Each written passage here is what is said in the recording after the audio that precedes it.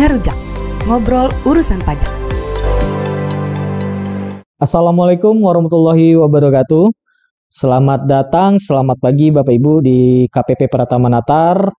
Selamat menghadiri kelas pajak PKP di KPP Pratama Natar.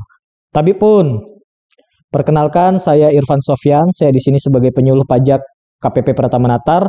Saya pada hari ini didampingi oleh teman-teman dari tim penyuluh KPP Pratama Natar dan ada Bapak Kevin sebagai bagian dari Humas KPP Pratama Natar. Baik Bapak Ibu, sesuai undangan kami kemarin, agenda kita hari ini adalah bimbingan teknis terkait kewajiban perpajakan PKP melalui aplikasi Kortek. Dan nanti setelah itu kita akan ada asistensi terkait pelaporan pajak PPh pasal 21. Nah, sesuai undangan juga, kami kemarin mengundang Bapak Ibu di sini sebagai PKP yang baru terdaftar di KPP Pratama Natar, paling tidak terdaftar sejak 1 Januari 2025. Dan kebetulan untuk kegiatan BIMTEK ini kita bergilir dan ada jadwalnya masing-masing ya Bapak Ibu ya. Dan perlu diketahui juga, kelas hari ini adalah kelas yang kelima kali untuk tahun ini untuk PKP. Baik, mungkin itu aja perkenalannya. Kita langsung bahas saja terkait materi PKP kita. Nah, tadi saya sudah kenalan dengan 3 PKP. Nah, ini di belakang dengan Bapak siapa Pak? Izin Pak. Pak Adit Prasetyo dari perusahaan apa Pak? CV Kahuripan Madani di Kalianda itu Pak ya? Petengahan. Oh, Natar ini ya. Media juga bukan Pak? Oh, bukan ya, baik. Jadi kita ada satu media. Apa Pak bidang usahanya Pak? Perdagangan. Kalau yang ini Pak? Oh, CV Putri Salju di bidang apa Pak? Konstruksi. Oke, Kanza ya, media ya. Ini tadi Aji Basa di bidang perdagangan juga. Lebih tepatnya perdagangannya apa nih? Karet. Oh, pengepul bukan? Oh iya, pengepul ya berarti ya. Kita nyetor ke pabrik ya. Kita ngumpulin dari petani, kita nyetor ke pabrik ya. Pabriknya di mana Pak? Perusahaannya apa? Ora Berjaya. Oke, baik ya, siap. Sisanya perdagangan rekanan pemerintah bukan? Ada yang rekanan pemerintah Bapak ya? Ini Putri Salju juga ya, rekanan pemerintah di bidang konstruksi tapi. Media juga rekanan biasanya. Kalau nggak Sekwan, Diskominfo. Ya, dua-duanya. Ya, baik. Ya, itu kita akan bahas ya terkait kewajiban-kewajiban kita itu sebagai PKP apa sih gitu ya. Nah, saya mau flashback dulu. Sebenarnya apa yang dimaksud dengan PKP? PKP itu di pengertian pajak adalah pengusaha kena pajak. Nah, pengusaha kena pajak itu adalah apa istilahnya? Add-on ya bahasa sekarang itu atau upgrade gitu. Jadi begitu kita punya NPWP, itu pilihan kita boleh menjadi PKP atau tidak.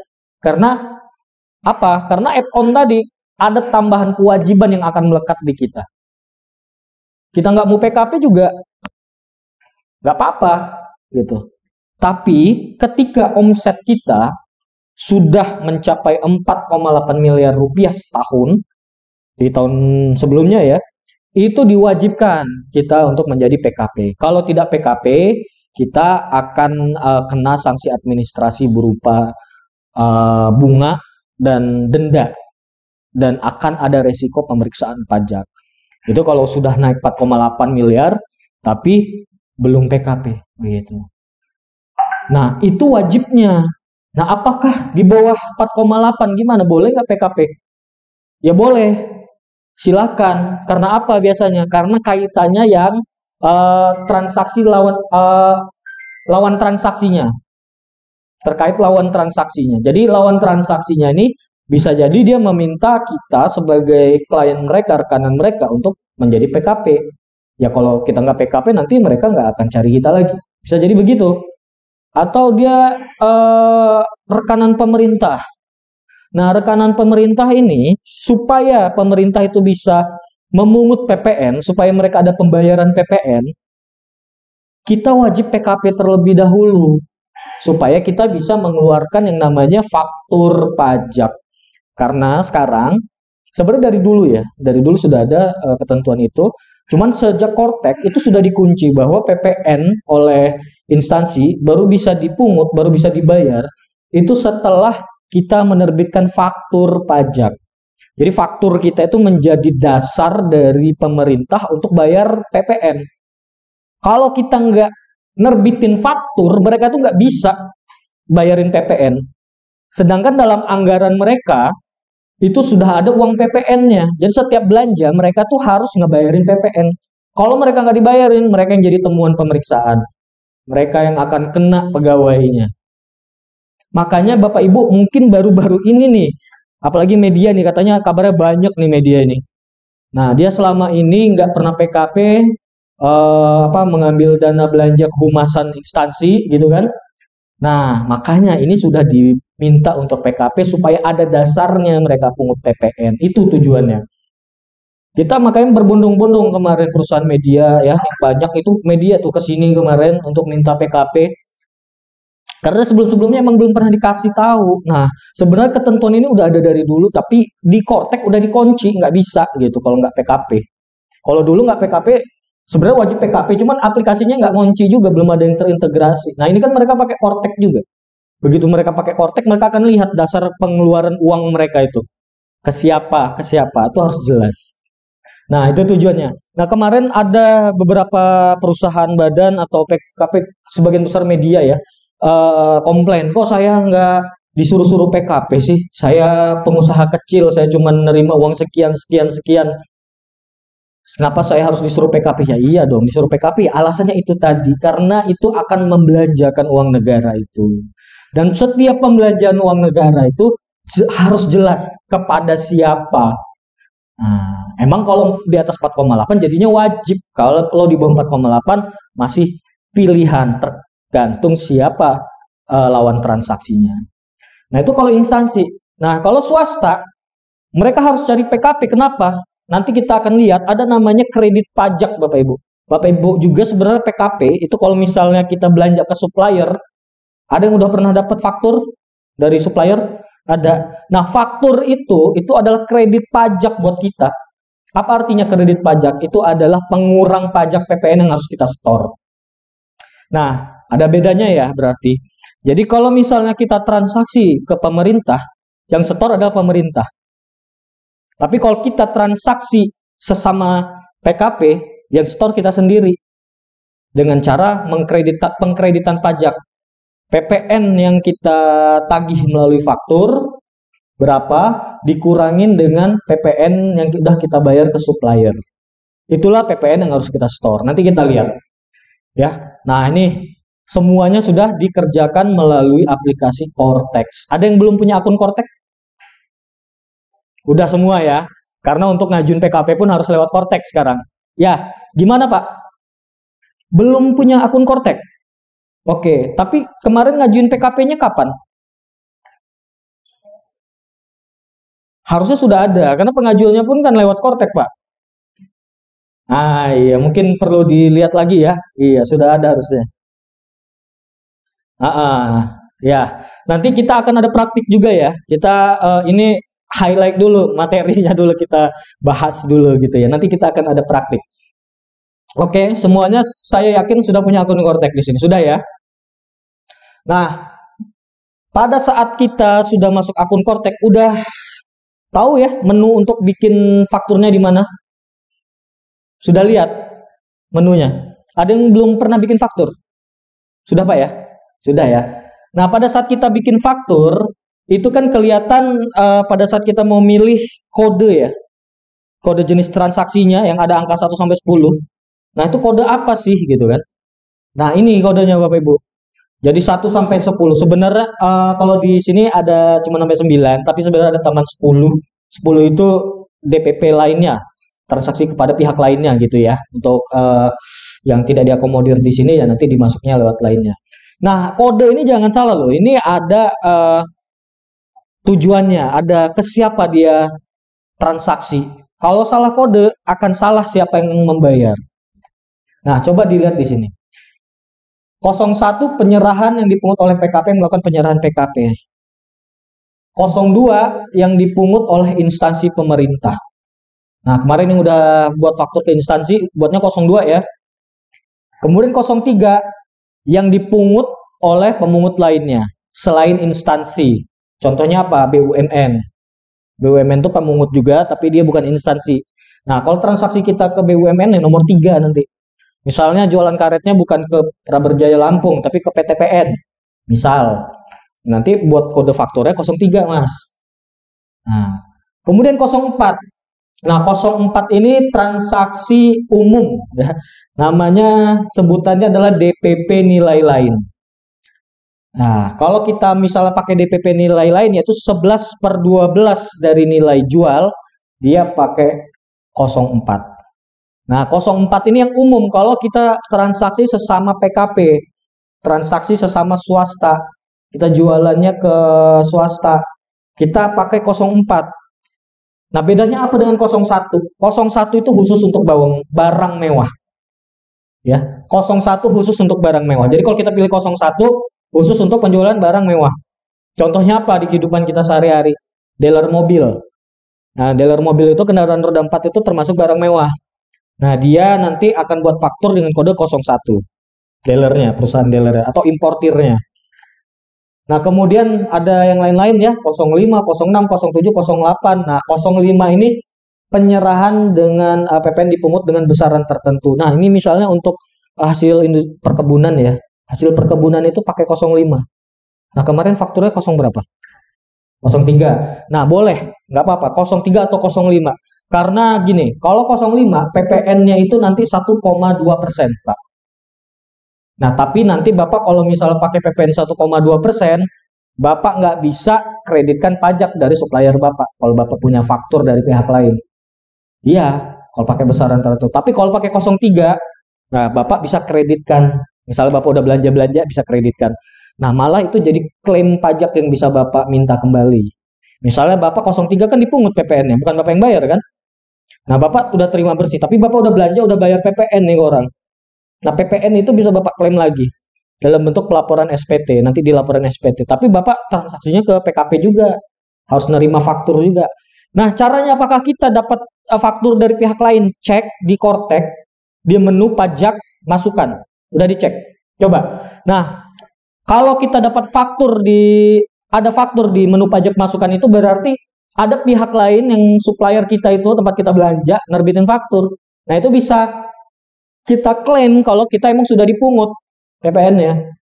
Misalnya kita pungutannya kita dipungutnya 10 juta. Nah, yang kita belanjain ya biasanya untuk beli terkait usaha ya, harus terkait usaha. Misalnya spare part kendaraan truknya gitu ya.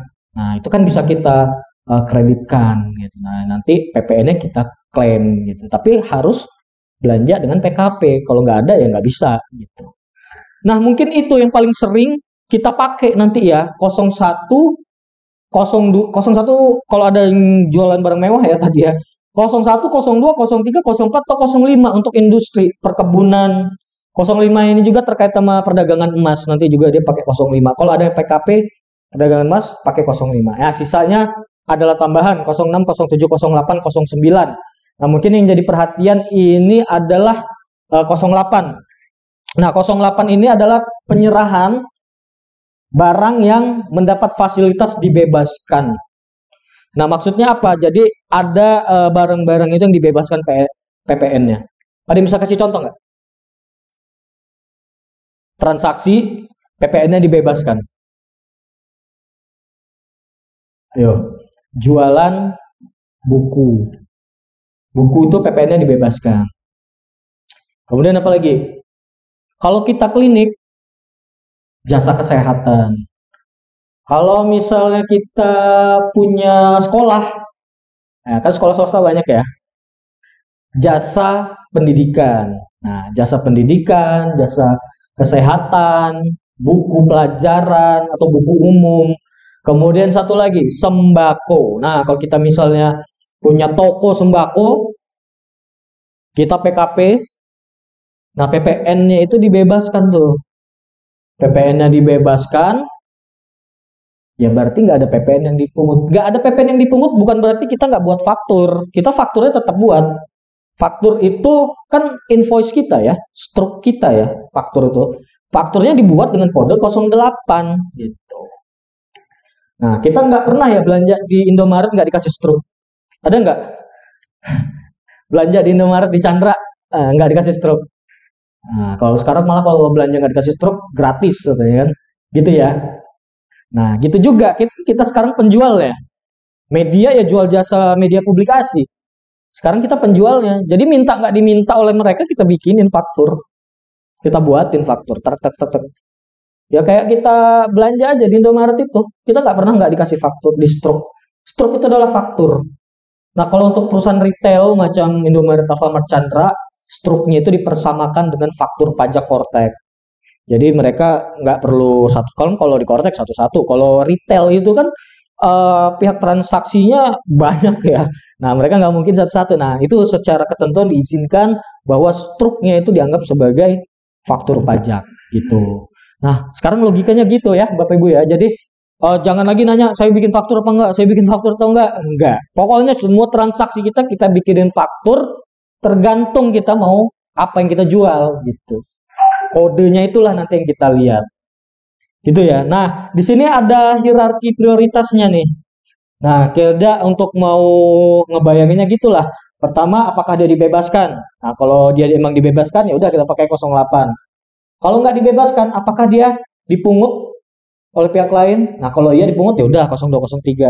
Kalau dia emang nggak dipungut juga, nah 0606 ini turis ya. Kalau dia nggak turis, apakah 0405 DPP nilai lain? Nah, kalau emang dia pakai DPP nilai lain, oke pakai 04. Kalau semuanya enggak, ya baru pakai 01. Ya, teman umumnya ya 01. Kalau saya perhatikan yang nggak ada dealer ya. 02 berarti ya, yang sama pemerintah. Ya, 02. 03 pada BUMN boleh, 05 juga boleh. Oke, berarti sebagian besar 02, 03 dan 05 di sini ya. Jadi itu yang rutin kita buat faktur. Nah, faktur ini kan mempengaruhi siapa yang bayar. Tadi saya bilang, kalau 02 dia kan instansinya atau 03 BUMN-nya. Nah, kalau misalnya ada suatu saat kita salah nih input kodenya nih. Misalnya seharusnya kita ke pemerintah, tapi kita buatnya 04 atau 01. Nah, jadinya PPN-nya kita yang bayar, Bapak Ibu. Jadi nanti terjadi double pembayaran. Nanti instansi tetap nganggap ada pembayaran, tapi sekarang enggak ya. Di Kortek enggak akan muncul kode selain 02.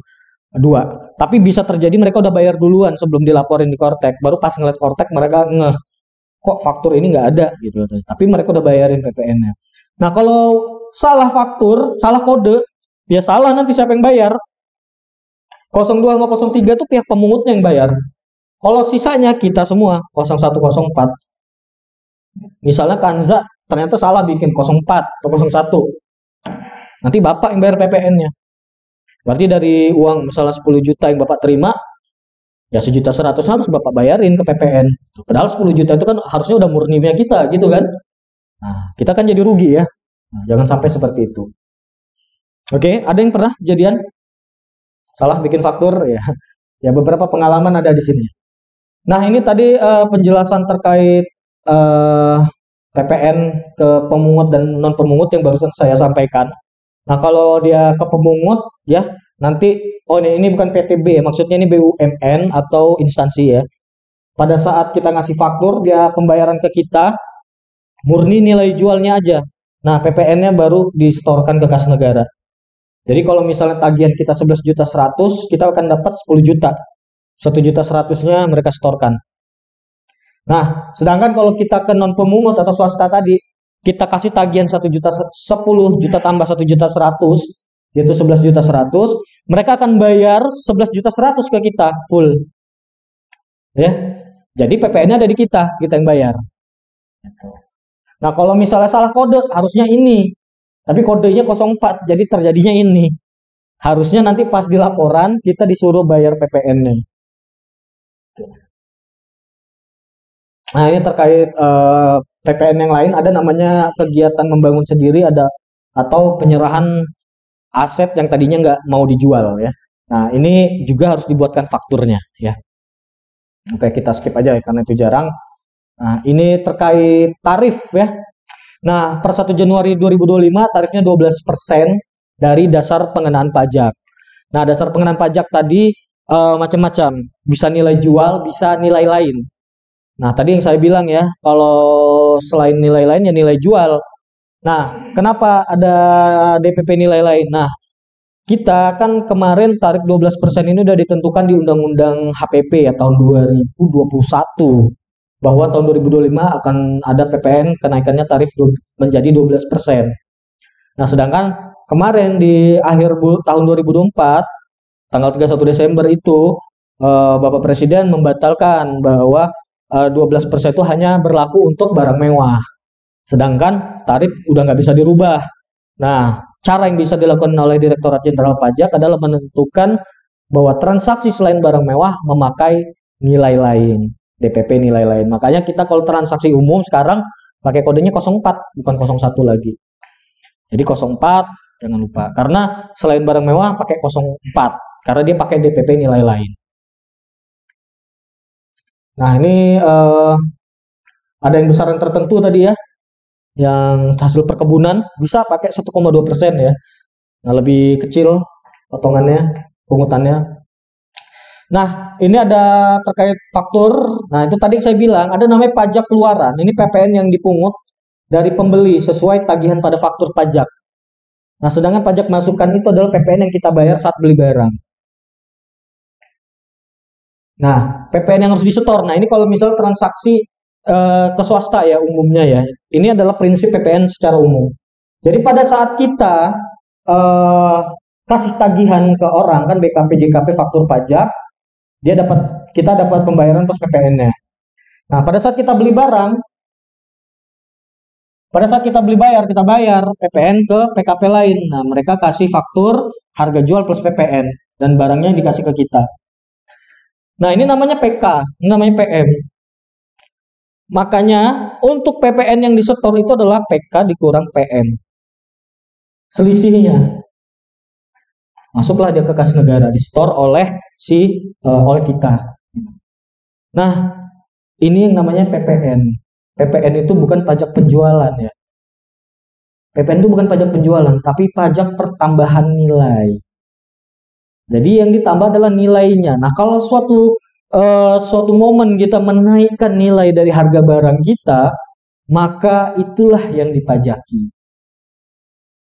Nah, bukan nilai penjualannya, tapi nilainya. Jadi, kalaupun kita beli barang 10 juta, kita jual 10 juta lagi. PPN-nya 1.100.000, PK-nya 1.100.000. Berarti kan kita nggak menambahkan nilai, toh? Ya, akhirnya PK kurang PM, 1.100.000 kurang 1.100.000, 0. Gitu kan? Berarti nggak ada pajaknya. Nah, tapi kalau misal kita beli 10 juta tadi, kita jual 15 juta. Jadi, berapa? 15 juta kali 11%, nah 1.600.000 dikurang 1.100.000, 500.000.